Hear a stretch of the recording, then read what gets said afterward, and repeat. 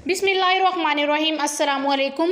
आज हम जो अपना टॉपिक्स पढ़ने जा रहे हैं वो है लिक्विड एंड गैसेस। तो सबसे पहले हम लिक्विड की प्रॉपर्टीज़ को देख लेते हैं कि लिक्विड की कौन कौन सी खासियत हैं।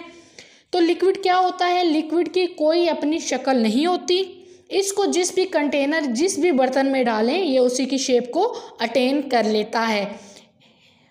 एक हम एग्जांपल देख लेते हैं कि जूस जो है वो अगर हम गिलास में डालें तो वो गिलास की शेप को अटेन कर लेगा। अगर वो बॉटल में था तो वो बॉटल की शेप को ही अटेन करके रखा हुआ था। उसके बाद क्या है, लिक्विड का डेफिनेट वॉल्यूम होता है। इसकी शेप डेफिनेट नहीं होती, ये जिस भी शेप में डालें उसी शेप का बन जाता है, बट इसका जो वॉल्यूम है, इसकी जो मिकदार है वो एक जैसी रहती है।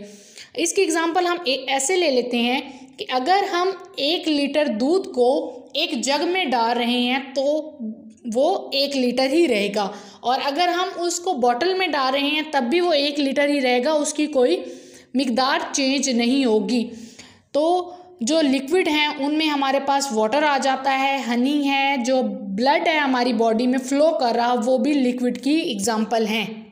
इसके बाद हम देख लेते हैं गैसेस क्या हैं। गैसेस भी एक मैटर की ही फॉर्म है, इसकी भी कुछ प्रॉपर्टीज़ होती हैं। तो इसकी प्रॉपर्टी क्या है, गैस की लिक्विड की तरह कोई अपनी शेप नहीं होती। इसको भी हम जिस कंटेनर में डालते हैं ये उसी शेप को अवेल कर लेता है, उसी शेप में चेंज हो जाता है। तो एक हम एग्जांपल लेते हैं कि एयर जो हमारे पास है, हमारी आसपास इन्वायरमेंट में सारी की सारी एयर है, तो उसको अगर हम बलून में फिल कर लें तो वो क्या करेगी, बलून की शेप ले लेगी। और अगर हम इसी तरह एक शॉपिंग बैग में हवा को भर देंगे तो वो हवा उस शॉपिंग बैग में भी चली जाएगी।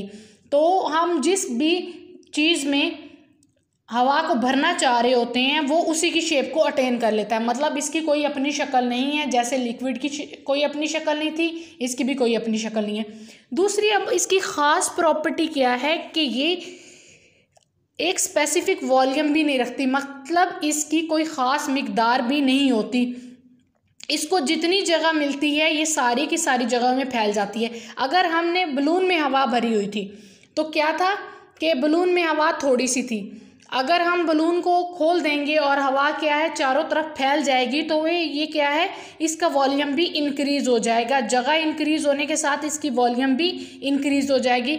इसको जितनी जगह मिलती है ये सारी की सारी जगह में फैल जाए। इसके बाद हम गैसेस की कुछ एग्जांपल्स देख लेते हैं। जैसा कि हमने बात की कि एयर को जब बलून में फिल करते हैं और उसके अलावा जो हम वाटर को बॉईल करते हैं तो उसमें से जो बबल निकलते हैं, ये कुछ एग्जांपल्स हैं हमारे पास गैसियस स्टेट मैटर की।